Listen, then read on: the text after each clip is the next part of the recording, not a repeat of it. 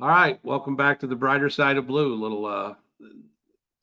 Not everybody's here. Obviously, you can see it's just JJ and I, and actually, it's JJ and I The for the dedicated interview ones, you mean? today. Yeah, the hard workers. No, but that John's on vacation, heading back from the where was he? He visited Mount Rushmore, I believe, and him and his wife are driving back. And Danny had other obligations tonight, so we're going to open this up, and then it's also me and JJ interviewing Frank Brostrom again. And Frank chimes in with another couple great stories. One revolving around the kidnapping of the heiress to the Wynn, I guess you would call the Wynn, Casinos. the casinos in Las Vegas, yes, and Kevyn Wynn, which is his daughter, spelled Kevyn, was kidnapped, and that was a pretty interesting story, wasn't it, JJ? Yeah, interesting on what his decision making was kind of interesting. I won't want to steal the story, but I thought that was kind of crazy. But it worked out for him, and it's weird. I never heard that story. That should have been like national news, or maybe they'd want to keep that quiet because they don't want people to think that you can still kidnap people. I don't know, but Well, it maybe was it was a interesting. national story. Back in the day, Okay, I didn't pay attention to a that's whole true. lot. Right. So. But yeah, that was an interesting story. And also, he goes into a cold case of stolen art, which was pretty interesting. It started here in Clayton, and it's a Norman Rockwell painting. What was it called, JJ? The Russian classroom, and there's Russian classroom. yeah, so it's kind of interesting. And that the weird part is that who ended up having it and didn't know it was stolen. So, like again, I won't Right. steal the They thunder from, say they say they didn't know it was stolen, but I don't but know about all that. But pretty well known person, pretty wealthy, well known person right. So that that everyone was his. knows. Right. And Frank tells good stories, so that was good. And Frank stepped in at the last minute. We were very busy this week, and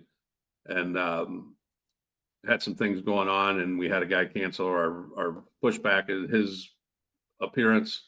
So Frank stepped right in, had a couple good stories. So we got that, and we had fun with Frank. Yeah. And then, but the other thing I wanted to mention, JJ, and we're not going to keep you guys long. We'll get to that interview here shortly. But JJ's guys made a great arrest last night, and tell us a little bit about that, JJ. Yes, there was a big rap concert at our Enterprise where the Blues play. 12,000 fans showed up for NBA YoungBoy, and there was some rumblings that there were some people that were wanted to retaliate from a Chicago concert that decided they were coming to St. Louis to get revenge on something. I don't know what that all entails. So the captain asked me and my unit to come down early. Like at first he said, come down at 11 when it lets out, just to show a presence. And then fans start showing up that didn't even have tickets just to be there. I don't know why, but so it was really getting started to be busy around the Enterprise Center. So he asked us to come down early. So I said, all right. So we're heading that way. A radio call came out in the fourth for a bunch of guys on top of a roof with guns. And so you think, oh, that's kind of a crazy call. So the district copper got it. He was one man. He calls me. I didn't hear any actually come out. And he said, will you help me? I'm a one-man car. Can the mobile guys help? And I said, absolutely. So we responded to the parking garage, and it was on the top sixth-level parking garage. So we decided to go up there, and sure enough, there was a white car, which they said that they were worried about coming from Illinois, that was going to do some retaliation. And so we rolled up, and it's actually they put it on the Metropolitan website that somebody was videotaping us do our little swoop. And so we pulled in about 4 cars wide, and then we told them to roll their windows down, and then got them all out. They had 3 guys, 4 guns, 2 ARs. One has sear switch, the drum magazine on a pistol, an extended magazine. One of the pistols had a sear switch, which make sear switches make them fully auto. Right. So they were just sitting there. So they got him out, no problem, cuffed them and ran him. Then to me, the weird thing about it is they wouldn't want to talk. They were pretty hardcore. They didn't want to talk to us, so we had to get their IDs and everything. So we end up they issued charges on them, the illegal firearms. But the thing that struck me, and I thought the more I think about it, is there was a ton of activity downtown with young girls running around. These 3 young, early 20s men sitting up there just biding their time. There was no interest in going around downtown looking to meet girls or whatever they do, cruise around. They were just sitting there in their car, and just waiting, doing nothing. How And old were so they, JJ? they're in early 20s. Okay. And so, and I'm not sure And they exactly were their age. from, well, where were they from? Over East St. Louis, over in Illinois. Okay. But was it So East St. they do. Louis or was it more Uh, Chicago? I, I don't know. The one guy we didn't have information on, his name didn't come back, and we think he was lying. So they were, and I'm not sure. I guess Uh-oh. they found out. I don't know. They found out his ID probably today. I haven't talked to my officer yet. I'll find out when I go into work. But um, they issued charges on the two, so they're being held. So he can't get Great away with work. lying about your name.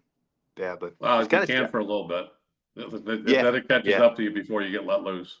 Right, but they're not gonna get out right now, so it's just weird to me that, not weird, but it's crazy that, they were up there just waiting. And I think, it's speculation, but we easily could have, we easily saved, somebody from getting shot tonight, so, or last night, I think, so. Absolutely. Well, And it they may sounds not like have found it. Yeah, apparently they were on a mission. It sounded to me like, it sounds like they're on a mission of some sort. yeah, absolutely, absolutely, so, What, yeah, it was good. now did they get, will they get charged federally, Jimmy, for that? Yes, Sears Switches is a federal charge, so Is they that issued on automatic? state. Pretty much, yeah. Our U.S. Attorney's Office picks those up really good. And we got What kind of my. records did they have?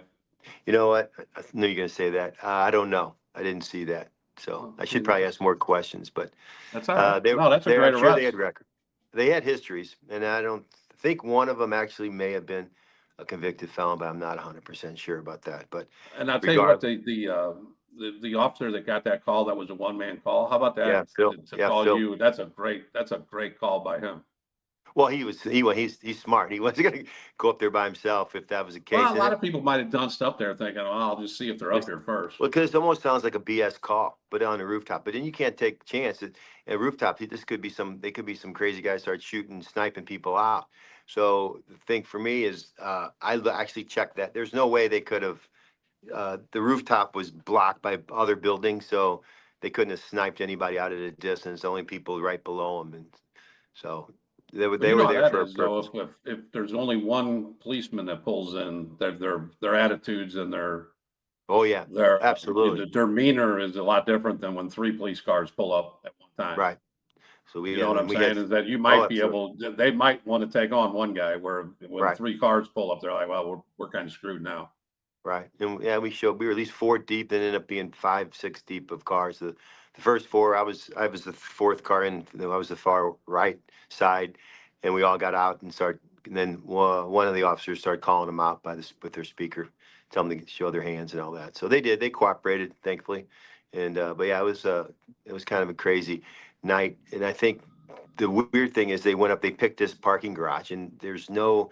You go in, you hit a button, and no one's really monitoring it, so they just kept zoom. They went all the way up to the sixth floor on top of the roof and just hung out. And they were the only car on that section, just sitting there, just kind of thinking they had to sit there and hide. I guess if they figured they hidden on the ground somewhere, in the city, just pulled down the street, they may get, stopped or dunced upon. But uh it's weird, the intel. I won't say how they got the intel, but it was pretty good, great information actually.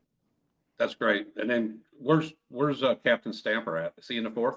Third, he's in the third, but Okay. he was covering for the fourth. Actually, he was working the concert. He works for the Enterprise too, so he was there. And Oh, and okay. I went and talked to him early on, before all this came about. I went down there, and there was him and Tom Walsh were standing out, a couple other ones. So I went and talked to him, and there was just crowd was just kind of building. He goes, man, this has a bad feel for tonight. Your cop instincts kind of get Huh. worry about that kind of stuff. But and I parked right next to the stadium on 14th Street between Olive and Market, and when the crowd was first letting out. This is after we already got the arrest, and somebody zoomed down out of the parking lot that they parked by on City Hall, and he got out of his car and was sitting in his window, and they zoomed down. I don't know what he said or what he did or what he showed, but everybody starts running towards Market, just in a big wave of people. Like they got nervous, like something was going to go down, and it was kind of a pucker factor for me because I didn't know what they knew, but I saw a bunch of people running, and they said then they call came out for shots fired right there, and I got on and said there's definitely no shots fired. I would have heard them. I had my windows down, but somebody somebody scared a bunch of people to take off running, and it just was just shortly lived, and they all kind of stopped. But it cleared out a lot of people quick, though. And I was giggling because I was thinking of Cedric the Entertainer's little comedy act. When one runs, we all run. Yeah, So I think that's what you might. That's what you got into. Yeah, there's a young couple that was funny. It was they were in their probably 30s, and why they were there, I'm not sure, but they weren't from here. And she one day asked me directions on how to get somewhere when this came place. She was at my window, and all of a sudden, the car zoomed by, and everybody started running. So she ran, her boyfriend, her husband, or whatever he was. They both ran in front of my police car, and he says I shouldn't even say this, but he's like, "We are never coming to this city again." And I said, "Get a little hectic at times." Yeah, I mean, that's not a sign of our city, that one incident. But he went to a rap concert, and some things can, there's some crazy shit can happen after a rap concert. Ain't no doubt about that now. Yeah. Now we are going to have another commercial-free episode here, and that is thanks to our sponsors, Schicker Automotive, Columbo's Cafe, Prime Performance, Fairway Automotive, Campbell Security Group, Avail Professional Services, and Riverman Cigar Company. And JJ, we give them a lot more attention on our live show, but and we are going to have actual commercials made for these guys, to where we can place them in our show without our babbling about them. But we have a Schicker jingle. We have a Schicker jingle, but that is not available to me right this particular second. As I sit at home, that is on our little machine that we have at the Columbo's.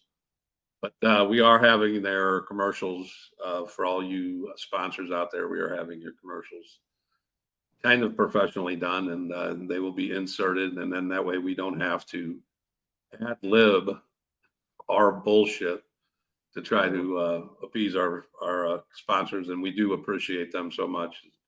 Without them, I don't know that we'd be here. But exactly. So we do appreciate them. JJ, you got anything else? What's your fantasy team do this week? Terrible. I got a CD Lamb got hurt, crushed me. Let's see how Howard did. Hold on a second. I'll tell you how Howard did. I think. Well, I won last week. You did? Mm-hmm. I thought I was going to be. I wanted to repeat so bad. I suck. Well, I can't find it. I was at 11. Did you go scale up to the top? He didn't win. I can't find it. Oh, okay. Hold on. Oh, here we go. Hold on. I came in 12th out of 18th. Where did I come in? Let's see. You came in 15th. Yeah, I knew CD Lamb didn't show up for Fucking Howard won. I told you. I thought so. And then his son came in 3rd. Wow. They were studying. Cheating bastards. I like my team this week better than last week's team. It is what it is. Just never know. All right. JJ, you know who we got coming in next weekend? Yeah, some Sunset. Or next week? Sunset officers. Officers from Sunset Hills. You gonna leave them alone, or you gonna? I don't know. I'm gonna feel it out. They got 2 really good cases they're going to talk about that are pretty interesting. Maybe I'll decide. I'll decide after I hear the cases and how big they are and how mean they look. So we'll see. I'll probably know them. I'm guessing. At least. Lieutenant Brad Rainey is one, and then his detective sergeant is coming in with him too. So it'll be fun, and that'll be out next Monday. And we will also have our live show on Thursday. So we will see you then. Enjoy the show, and peace. See you, bub. Frank Brostrom back again, one of our regulars, and we appreciate him. He filled in at the last minute this week. I think is this 3 in a row for him? Not 3 in a row, but it's 3 in the last 5 weeks, I think, right, Frank? I'm on a streak here. You need to get life on. I don't want to wear out my welcome, though. Oh no, always good stories. And then, like we said in the first one, we weren't done. When you the first time I ever got in contact with you through Billy, and you sent me all your cases, and it was like three pages long. And I was like, all right. And I was like, okay, we'll do this one. We'll do this one, this one, this one. He's like, I don't think how much time you got? And this isn't a Joe Rogan podcast, is it? But no. Appreciate it, Frank. Thank you for coming back on. Oh, my pleasure. Thanks for having me again. I enjoy this very much, and watching everybody that you bring on, and the stories are just amazing stories you guys are telling. So it's good. We appreciate that. I think it's good for the public. Yeah, it's good for the public to see the good work that the police do, and great. It's just great. Well, I think just importantly, it's the personalities that, people see us a lot of times when we're in a professional mode, and you got to be a little different. You can't run around laughing all the time and having a good time when you're, in disturbances and whatnot, and during investigations when you're talking to people. I think this is a side that a lot of people, unless they know us really well, they don't get to see. We are human. Right. Only human. Only human. I like it. But no, Frank, so we're going to get into 2 stories today. And the first one is going to be involving Las Vegas. And you're like, why are you doing a Las Vegas thing? Well, Frank was an FBI agent here in St. Louis, and this case comes to St. Louis, and it involves a very, very, very popular hotel owner in Las Vegas. And Frank, why don't you take it from there? Sure, absolutely. Yeah, well, you all know that Steve Wynn, in the case he's a little bit older now, but Steve Wynn back in the 90s owned the Mirage and several of these big hotels in Las Vegas. And I think at the time he was one of the wealthiest moguls out there in Las Vegas. And he was part of just building it up to modern, Vegas that it is today. And anyway, so back in July of 1993, and a lot of people don't know this because it was so long ago, but the story came up in recent years because the bad guys who were part of this kidnapping I'm going to describe have been released from prison. They got 18, 20 years each. So they're out of jail now. But if I take you back to July 1993 in Las Vegas, there's Steve Wynn has a daughter by the name of Kevyn Wynn, but it's a female. Later, she spelled it Kevyn, Kevyn Wynn. And she's a young gal. She's working at her dad's hotel in the Mirage, and she's running stuff in the Mirage. And there's a couple of characters that were from Las Vegas, and there was a guy by the name of Ray Cuddy. He was a white guy, kind of white hair. He was in his late 40s at the time. He had been a cook, and I think he had worked in the Mirage, but just a guy that just wasn't making it in life. And he comes up with this idea. He keeps seeing Kevyn Wynn, which is Steve Wynn's daughter, and he called her Blondie, and kept seeing her around. And he gets this idea to kidnap Steve Wynn's daughter, Kevyn, for a ransom, like $1.4 million. It was something like that. Very specific. Yeah. And 1.438 million. I can't believe that doesn't actually happen more often. Like rich kids getting snatched up. Well, a lot of them have security, right? Yeah. Right. Yeah. So, unbelievably back then, it wasn't like today, she didn't have security following around. He had a security team, executive protection for him in his office, but, not specifically for her. So she lived in a condominium townhouse in a nice part of town. So Ray Cuddy recruits a couple of guys out of Las Vegas, or I'm not Las Vegas, Los Angeles, which is, only a couple hours from Las Vegas. And he hires a couple of guys, or he talks a couple of guys in by the name of Jacob, Anthony Watkins and Jacob, I can't remember his last name. It just kind of went blank. I'm sorry, Sherwood, Jacob Sherwood. So these are 2 gangbangers. They've got nicknames. One guy's name is like Shorty, and the other guy's name is Nut. Okay, something like that. So they start doing surveillance. They're trying to figure out when they're going to nab her. They're waiting until she comes from the Mirage to her car, and she's got like a little Audi, a couple year pretty new, but not brand new Audi. So they identify her car. They identify her townhouse. They break into her Audi in the parking lot, and they get her garage door opener. So they decide they're going to go in. They're trying to figure out a way to just, get a ransom or extort Steve Wynn. So it kind of develops. They plan, they work on it for weeks. Can you still see me? Yeah. Oh, there we go. So they work on it for weeks. So they do surveillance on her. They go to her townhouse. They hit the garage door open and they're hiding in the garage in the afternoon. They're waiting for her to come. She comes home. They got a gun and they got masks on, you know, the old type of pantyhose mask, you know, that they used to wear. Yeah. Because they don't make nobody wears pantyhose anymore. One leg on the side, Right. and the other leg on there just dangling back. But yeah, go ahead. Yeah. And they're like, you don't know us. And they're holding her at gunpoint and they take her into the townhouse, her you know, exclusive luxury townhouse. And they decide they're going to first extort her. And they blindfold her, they tie her up and they lay her and they kind of, they undress her. And then one of the black guys gets undressed and he lays next to her and they take pictures and they're going to first extort him to say, if you don't pay us, we're going to put pictures out that your daughter, you know, sleeps with black guys or some crazy thing like that.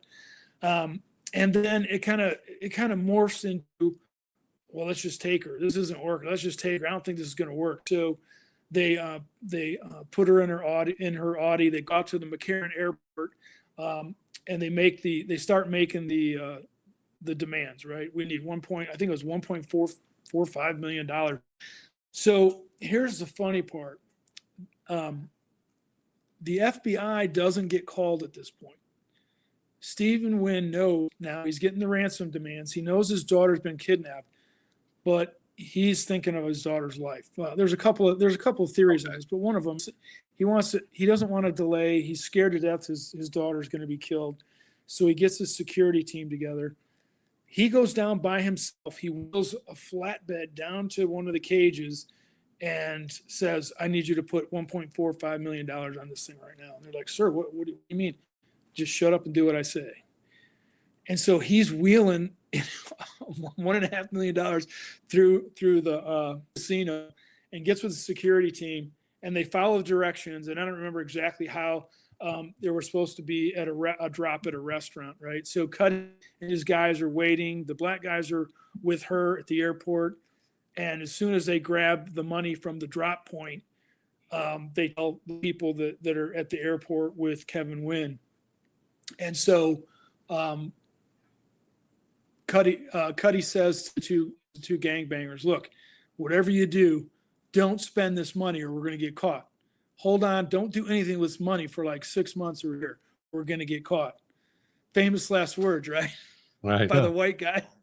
So the two gangbangers jump, they stuff their pockets. Back then, I guess in 93, they stuffed their pockets with like $100,000 each and they get on a plane and fly back to Los Angeles.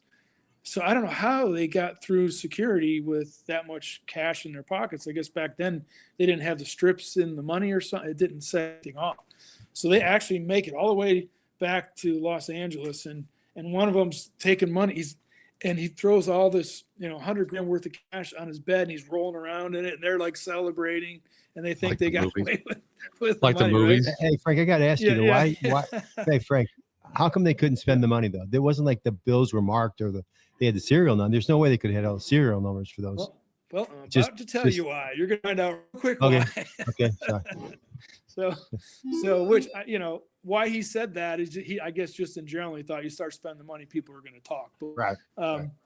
So the first thing they do when they get back, they start buying their girlfriend. They buy a bunch of dope and they buy a car for his girlfriend, for their girlfriends. Not a big deal. That doesn't really stand out. But Ray Cuddy, the mastermind of this thing, right? He goes to the Lamborghini dealership and puts $200,000 in cash down on a brand new Lamborghini. Right. The guy that told him not to spend any money. Yeah, Ray Cuddy, the mastermind who got them, just said, "Don't spend the money; you're going to get caught." So he lays out $200,000 in cash and ones and fives and all this stuff. And so the first thing they do is call the authorities, right? Hold on one second, Frank. You said that the FBI wasn't involved yet. Is anybody other than his security team involved yet? Oh yeah. So I'm sorry. So yeah, and I didn't finish. So what happens is he waits. We believe that maybe they were trying to solve it, and when they do the drop, maybe grab these guys. That kind of the theory. We don't know why he waited so long to contact the FBI, but once he paid the money and recovered his daughter in the McCarran airport, she was alive. She's fine. She's tied up in the back seat of her Audi, parked in the McCarran airport. That's where they left her. And once they got word that the drop was made, they left her in the car and took off, and they told him, hey, she's in her car at the airport.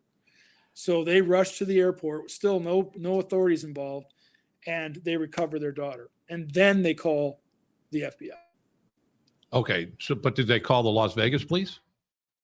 Well, or FBI got involved, but I'm sure police and FBI, whatever. Right, it because was just a big deal. the normal flow of things would be the police would get called and then call the FBI normally. I know in a situation like this, his security team might call right to the FBI, but were the police involved first?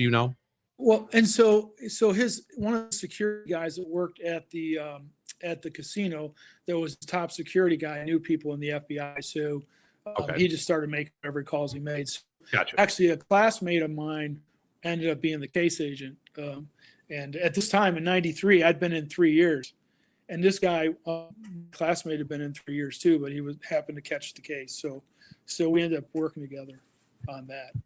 So yeah, so anyway, she's recovered. Now the FBI is notified.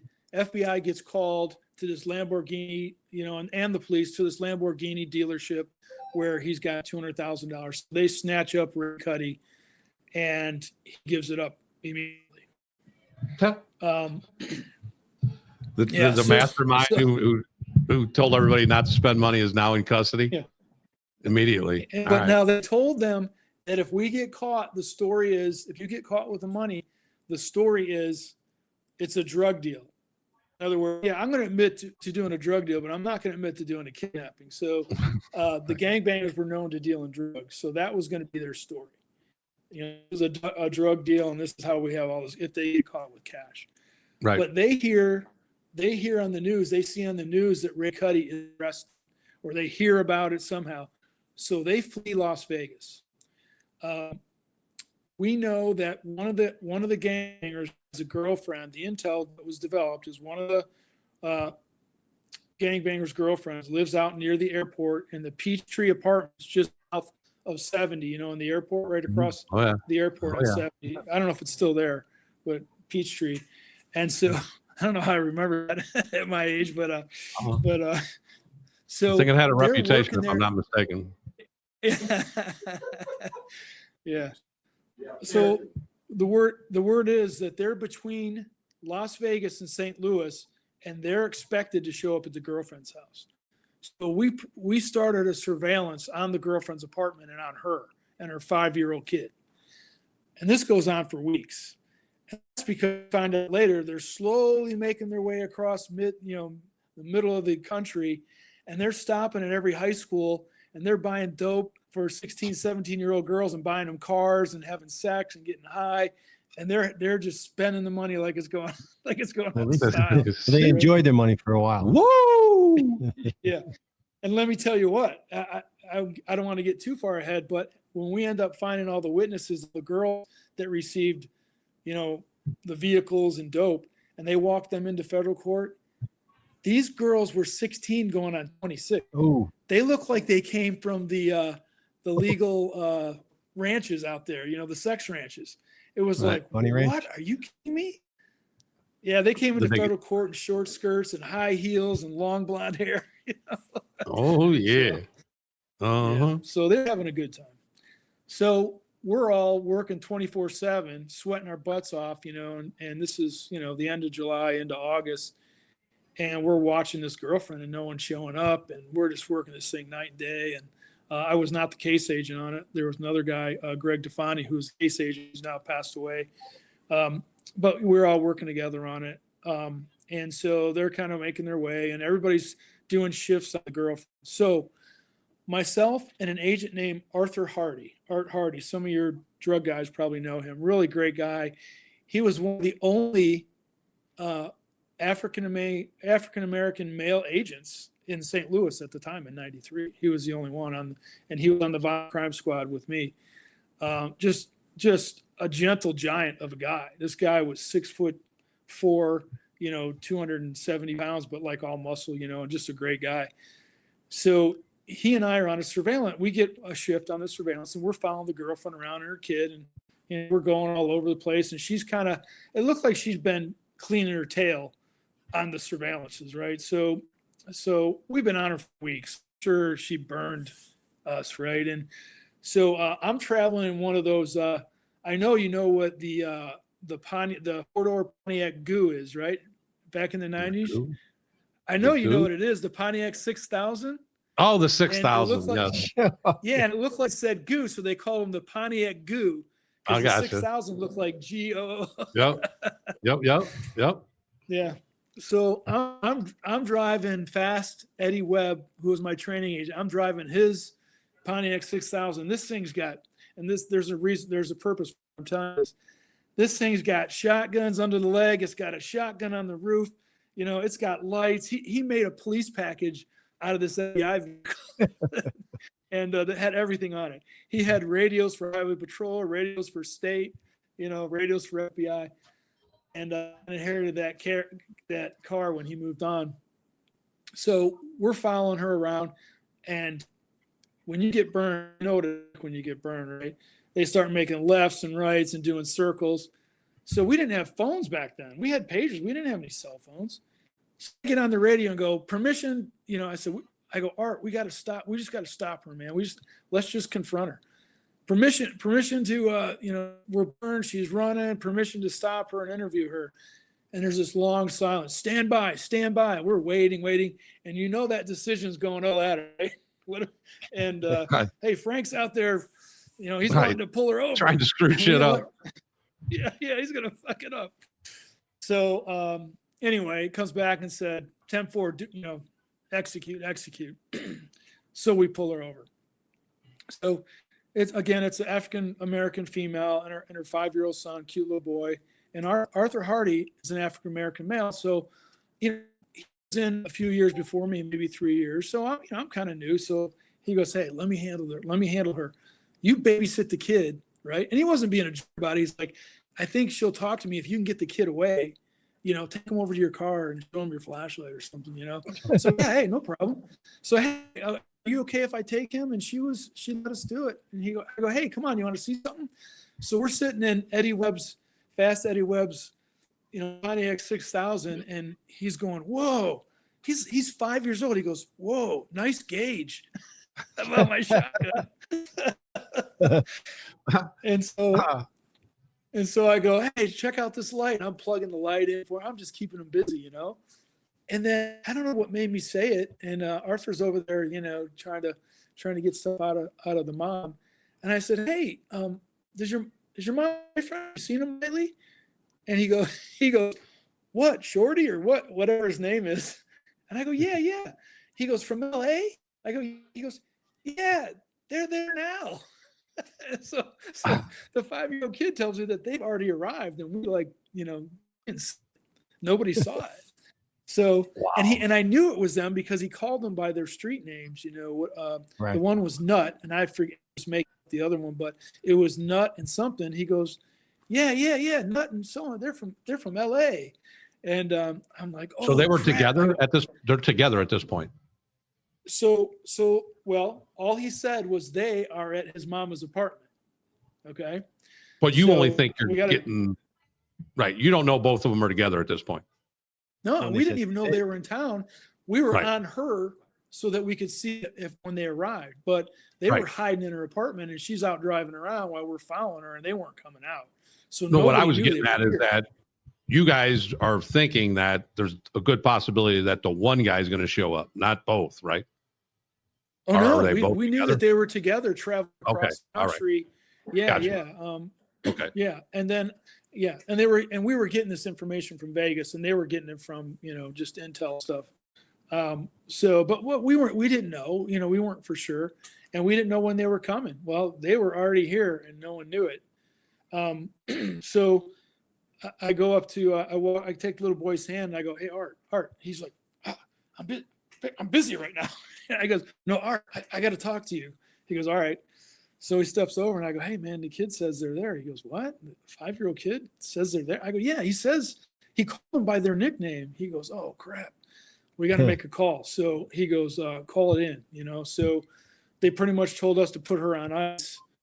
but luckily back then, people didn't have cell phones, right? So she couldn't call, but we put her on ice. Calls started going on. I think I did have a bag phone at that time, but calls started coming out. So they called SWAT.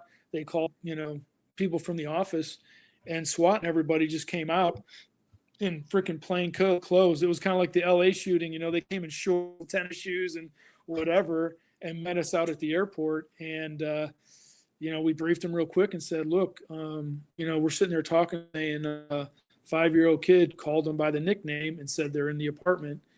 And as we're standing there, here comes the car, her car we're aware of. While we're off to the side in a parking lot having a meeting, and here comes the car. So we all jump in our cars to do a car stop. And I got Jan Saylor with me. She's a former police officer from Kansas City and a highway patrol, badass female that was on our squad. And she's in a skirt and stuff. So we do the car stop. 2 of the SWAT guys pull out the driver on this side, and we pull out the passenger, which happens to be Mr. Sherwood, one of the kidnappers. And so Jan and I pull him out, and I throw him on the ground, and he's laying there. He looks up, and Jan's wearing a skirt, and he goes, "Nice legs." That's a Jan, the female agent. And I'm like, this guy looking up in prison. And he's like, "Nice legs." Like, so Hey, Frank, I teased Jan about what? Now I gotta go back a little. Did Cuddy ever snitch or anything? Is that how he got the Oh yeah, I'm information? sorry. So the reason why, yeah, he did. He rolled over, as I said, he rolled over right away, and Okay. identified the 2 gang guys and what their names were and what their street, their street names were. Yeah, right away. And so threw him right under the bus, man. Oh, yeah, Cuddy. yeah. Yep. And so the black guys found out, the gangbangers found out about that, and that's why they fled Los Angeles and started coming out, because he had the girl out there in St. Louis. So yeah. So the car stop, they're in the wife's car? They're in the girlfriend's car? So Sherwood is in the girlfriend's car with someone else, not with. We still have the one outstanding guy, right? So that's Sherwood. So Anthony Watkins is still at large, and we bring, we stay there. We bring him over to a room and we sit him down in the office or whatever, and we're talking to him, and he's lying and stuff, and we're trying to find out where Anthony is. And as we were doing that, Anthony Watkins walking back on foot, and everybody sees him, and now there's a foot chase, and they chase him down and they arrest him. So now we have the 2 guys in custody. And they're telling the story about, oh no, we have all this money because of the drug deal, just like they were supposed to. They're still on plan A. Yeah, they're still on plan, because they don't know that Cuddy has given it up at this point. Right. And they're sticking to it. So eventually Anthony Watkins, he eventually tells it. We bring him back to the office, and he tells the truth on what's going on. And here's the funny part: we're interviewing him, and I think it was Jacob Sherwood we're interviewing while he's lying. He's looking like, he's looking like a deer in a headlight. He's scared, he's really nervous for some reason. And somebody says, "Hey man, don't worry, you're safe now. No one's going to hurt you." He goes, "You're lucky that the security Wynn's security people in Las Vegas didn't do before we did." That statement's going to come back, and that's all about the rumors about organized crime being involved with the wealthy people in Vegas. So they were going to maybe make these 2 disappear for kidnapping Steve Wynn's daughter as a favor to Steve Wynn. But we said that to him to say, "Hey, look, no one's going to hurt you, man. You got to tell the truth." But one of the guys said, "You're just lucky that we got you before those people in Vegas got you." And that kind of is important later on in trial. But so anyway, we process them, and they're lying. They're lying. Anthony Watkins eventually comes around and tells the truth. So we got one cooperator. So Art Hardy and I were the guys that kind of broke it. So they want us to do the perp walk down to the federal courthouse, which you never do. You always go in the back of the U.S. Marshals and go through the Sally port, and the Marshals want to do that. But our special agent in charge at the time, Jim Nelson, said, no, we're not doing that. We're going to, for the news and stuff, do the perp walk and show that we got these guys. It's a big day. So Walk them right through the So, front door on Market. yeah. Yeah. So we're Yep. stop the corner. We're walking down the sidewalk of Market, and the news cameras are out there filming us, and I'm walking, and I got this, oh my God, it's so amazing. I'll send you the video, but I've got this black alligator skin briefcase. It was fake alligator It skin. was styling black. back then. Yeah. Yeah. And I'm walking and I'm chewing gum, and we're walking my first perp walk, and so anyway, so Looked like he a has the lawyer. visual appearance. Yeah, kind of. So no, that was kind of cool. They just don't do that anymore. I think that's the last time I ever saw the perp walk thing go on. So that was kind of fun, and we got it on film. So yeah, so it was all good. So fast forward, that was so the kidnapping happened in late July of '93. We finally called with them, landed in St. Louis in September of '93. So then you have the pretrial hearings, and then finally a year and a half for the trial. And so Anthony Watkins is cooperating, and I guess so Ray Cuddy ends up wanting to go to trial for whatever reason. So you got the trial of Cuddy and Jacob Sherwood, and so I had to go back for the pre-trials and the trial. But in the trial, I'm sitting there, and Sherwood's lawyer, and nobody mentioned anything about that being said to Sherwood about, you're lucky that we got you before they did, right? And we all forgot about it. I'm on the stand, and Sherwood's lawyer says, isn't it true that you told my client that that you got him before Steve Wynn's guys got him in Las Vegas? And I look over at the federal prosecutors, and their eyes are wide open, wondering what I'm going to say. And I'm not going to lie on the stand, right? And they're looking at me, and the place goes quiet because, they don't want to talk about, he's a very prominent guy, and they don't want to mix the whole organized crime thing with his name. So I say, well, look, no, I did not say that, but I remember it being said. And the lawyers you could see, they're just like, what's Frank going to say? I said, it was said because he was scared, and we wanted to make him feel comfortable that no one was going to hurt him. And you could see like the sigh of relief. Whoa, shit. Okay, that's not a bad explanation. See, you put that empathy in there, and everybody's good with it. Yeah. And then afterward, they're going, why? Nobody told us, and they were kind of hot that nobody remembered that happening, and but Sherwood remembered because he told his attorney. But they make it like we were coercing him. We were coercing him. We're going to send you back to Vegas, and you're going to be, hung in your cell or something like that. Right. Any father in his security team, I'd rather get caught by the police too. Yeah, that's a father. Right. I guarantee they you. would at least. Yeah, they at least got their father legs. and like 10 loyal soldiers. Yeah, they'd beat. A good answer in court, but there's also there was the truth. And I bet you Steve Wynn, if you go back in time, he wouldn't have changed a thing. It worked out for him, really. I wouldn't. It worked out perfect. Yeah. And I think a lot of people understood that's his daughter. Yeah, Right. He doesn't know. And, it's kind of a draw. You get, are you going to get a good person that is going to do a good job, or are they going to mess up and then end it with his daughter end up dead? And he was confident they were going to get her back, although he was in a big chance doing that. But thank God it worked out for him. So, but nobody ever knew. It was never written up about. We never identified the 5-year-old boy, and it was never ever mentioned again. It wasn't even mentioned in trial, because it wasn't evidence. It was just how we found them. But kind of. What are the rules on that? What's that? What are the rules on that?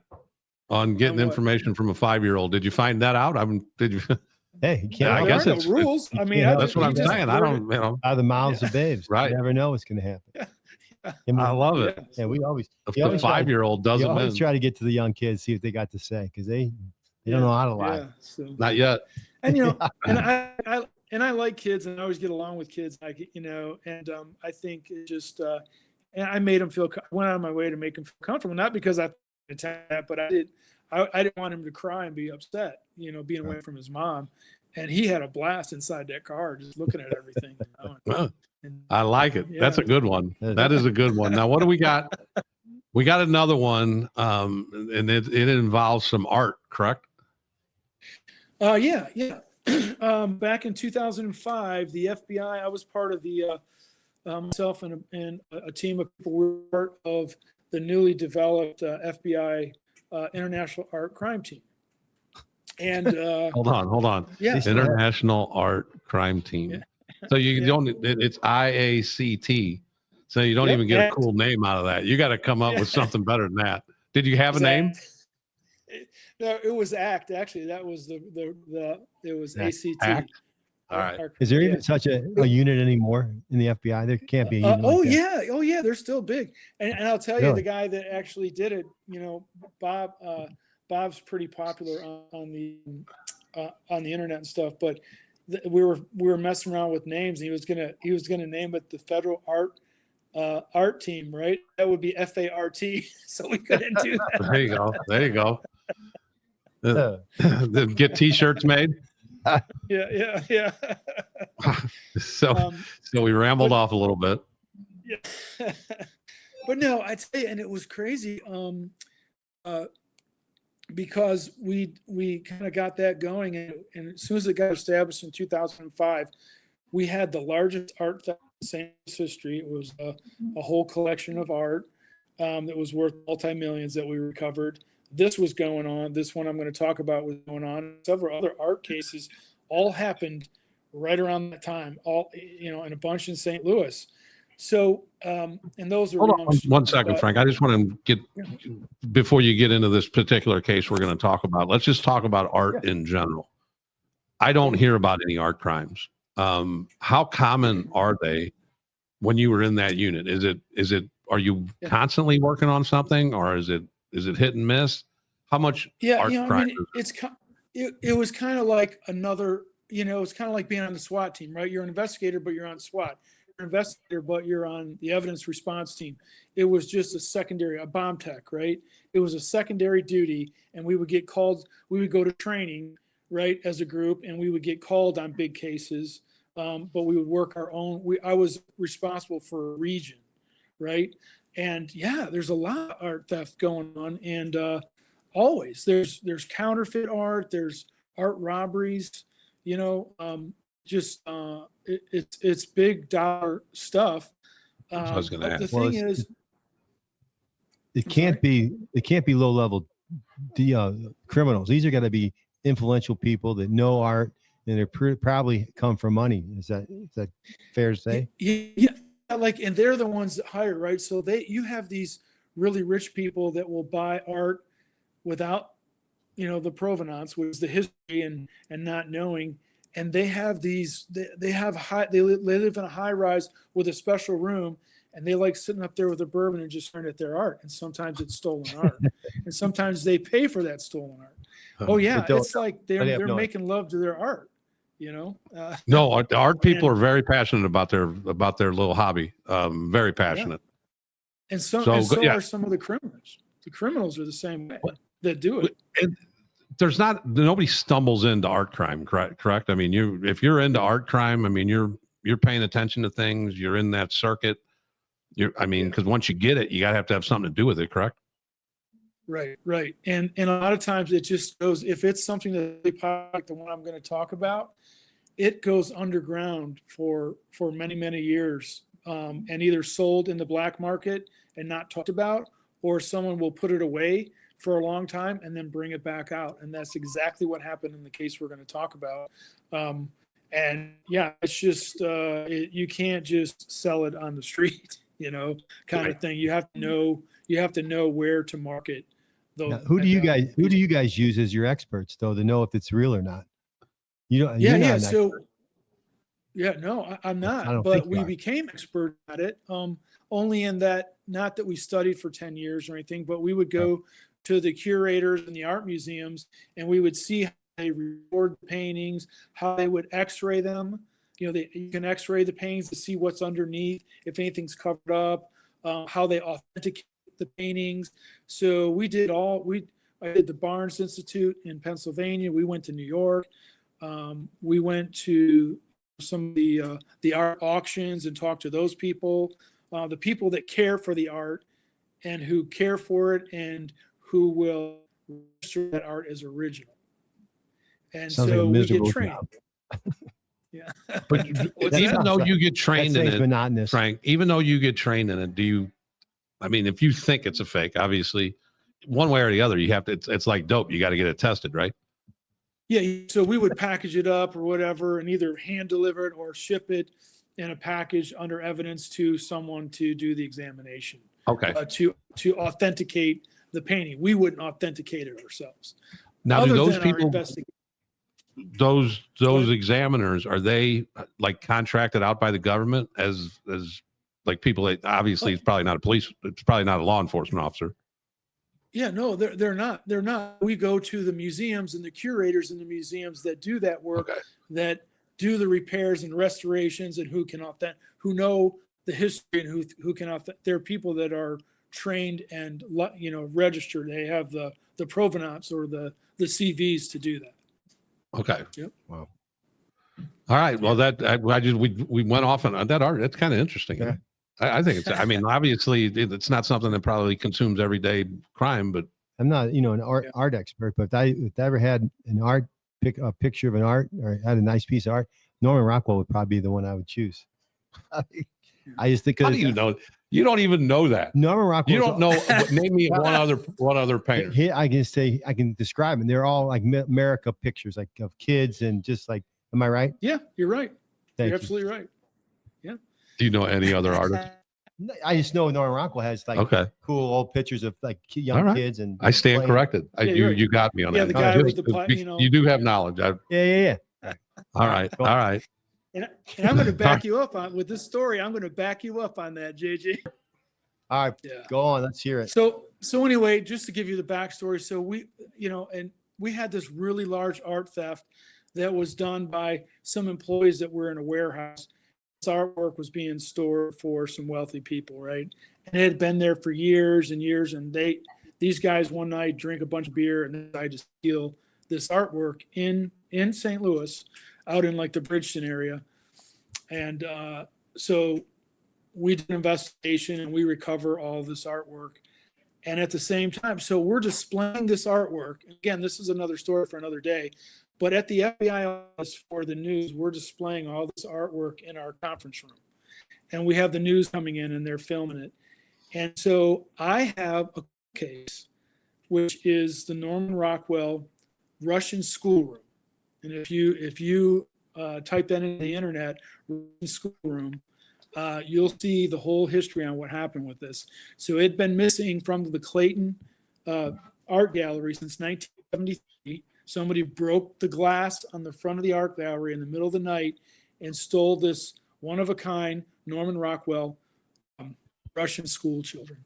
And it's basically a picture of JJ, a schoolroom of children, right? In a classroom. In And America? it's got a bus In Russia. In Russia, though. Okay. in Russia. And it's got this bust of Lenin at the front of the schoolroom. And all the kids are sitting there prim and proper with their hands crossed and, looking at the teacher and the bust of Lenin. And there's one kid in the room who's peering out the window using his imagination. That was And me in so class. that's kind of a political statement, right? He's not following he's not following the Leninist ideology. Right, It's right. it's kind of a political, like freedom, right? This kid Right. wants freedom, not oligarchy or whatever you want to call it. Indoctrination. So anyway, indoctrination is a better word. So it's a very popular painting, and it was being there was an art gallery going on in Clayton, and this thing was in the window, and a guy bought it that day, and that night the window was broken and the painting was stolen. So the guy who bought it, he got his money back. He didn't get to purchase it. And this was contracted. It was an African-American street guy who broke the window and took the painting, but it was contracted by an old thief, an informant that St. Louis PD and county knew for many years, going back to organized crime days, and he was just a career criminal, and he knew about artwork, and he had this painting stolen, and he sold it, and it went out of town. All right, so I get a call from a guy who never admitted it, but who I assume was the one who contracted it, and said, "Hey, Frank, you're on this, big bad art team. How come you don't know that the Russian schoolroom that was stolen in '73 from Clayton was recently sold, as recently as like 1989 in New York?" I said, "I don't know what you're talking about. What do you mean?" And so he points me to this, and I go, "How do you know about this?" I kind of put two and two together, and he knows about it because he was following it, because he was the original thief. Okay. So we want to try to find this. So we put out on the internet, FBI art crime team cold case, the Russian schoolroom. And it was the first of its kind. We never did anything like that on the internet, and, and showing we were kind of promoting the FBI art crime. And within a couple of weeks, we get a call. They think they found what we have on the internet. And they were in a studio of a famous director, a movie director by the name of Steven Spielberg. And they were inventorying his artwork and looking up the provenance and doing the research on the artwork. And they punched in Russian schoolroom and went, "Uh-oh, cold case art theft." So Steven Spielberg had it in his gallery. He didn't know it was stolen. He had bought it from an art gallery in New York, but it was in How it's one of a kind, correct? Yes, one of a kind. Okay, so There's been many reproductions. Okay, but it's been reported stolen, correct? Yeah, Okay, so that's the funny thing, and I'm like, okay, this was stolen. Steven, it was stolen. Yeah, That's what I'm getting at. I don't know. Come Let him on, finish. how Let do you him not know? If you're into art, how do you not know that He picture's just been likes. stolen? He probably paid for it, thinking, "I got a lot of money. This somebody wants to sell it." He don't care about the backstory of it. no, he But go did, on. and he Go really ahead. did, because Yeah, here's whatever. why. I go to Clayton PD. I have friends at Clayton PD, and I go, "Hey, you guys, I'm hearing about this. What's going on?" And it's not an NCI. It's not entered as stolen, and it's not on the National Art database that lists stolen artwork. It's not anywhere okay. listed. I So I'm stand like, what's corrected. going on? So I go to Clayton PD, and one of the captains there, we go through and it was misplaced, but here's the report. We find the report on the stolen Norman Rockwell, and it's never been reported recovered. So Okay. it's a good catch, right? Yep. So anyway, they let Steven Spielberg hold on to it until they can figure out what's going on. And there was a big court battle with it and everything. And there was some arguments that the provenance was cleared in Louisiana during a sale in 1988, and that an art gallery in New York then bought it after it was cleared, after it was sold and the provenance cleared. Art gallery from New York bought it, but we didn't believe that happened. Nobody ever turned it in. The experts, an expert actually called the New York gallery and said, "Hey, did you know that this Norman Rockwell was stolen in 1973 from Clayton?" And they said, "Oh, there's many productions," and they knew darn well there wasn't many. There were reproductions that were not original, but not original like this. So there was some shittiness going on, and I don't want to mention the people because there's been a lot of lawsuits over it in the end. But I wanted to hear names, man. Right. I want to hear names. What family? Well, But, public record is, if you look up Judy Goffman, who's no longer, she's a huge, famous art dealer in New York. When you look up the story about the Russian schoolroom, you'll see. And Judy Goffman always claimed that the provenance was clear, despite the fact that we had a police report and no reports of it being recovered. And we did some work on it. I was not. So there was a big lawsuit between the owner of the painting and Judy Goffman in court. I was not allowed to testify because the FBI will not allow government paid employees to testify on civil matters like divorces, only criminal matters. So I was not allowed. I was subpoenaed. The subpoena was blocked, and I was not allowed to testify. Had I testified, I think it would have turned out differently. But in the end, after years and years and years, they said basically that they basically determined that there was no wrongdoing by Judy Goffman and it wasn't stolen and so on and so forth. I have a different opinion about that, but since I looked at the police report and it was, never recovered, but yeah, so just kind of interesting, when you talk about cold cases and like what we try to do, with the O'Brien case, with the murder cases, you put stuff out in the public and people remember and people call you, and that's how we solved it. It was all over the internet, but when we displayed that huge art recovery for the news, I had a replica of the Russian schoolroom, and I got in a little trouble for this. I predicted that this cold case would be solved, kind of like we're talking about other cold cases. I kind of said, this will be solved in the same way that cold cases are solved, by putting this out to the public. And my bosses are like, hey, we got a lot of press, but don't do predictions like that. You're going to make us bad. But guess what? 3 weeks later, it was found in Steven Spielberg's studio. So I got lucky on that. So when you say, okay, you guys recover it, does Steven Spielberg get it back, or how does that work in art? So he was able to hold on to it, and then when court cases started, they put it in escrow, and Steven Spielberg said, "Look, I'm fine. I don't want to be in the middle of that. I didn't, no one had any reason to believe he knew, so he worked it out with Judy Goffman to get it replaced by another painting, and she replaced. Then this painting was in escrow for years while it was being fought over that the original owner was saying it was his. It'd be like you having a Corvette and you report it stolen in 1973 and you got a police report, and 30 years later you find it was someone else. Well, just because it's been 30 years, does that mean that you don't get your Corvette back? No. And the law says just because you're a victim does not mean I want my car back, goddammit. Well, exactly. Were What the rule? Were the paintings insured?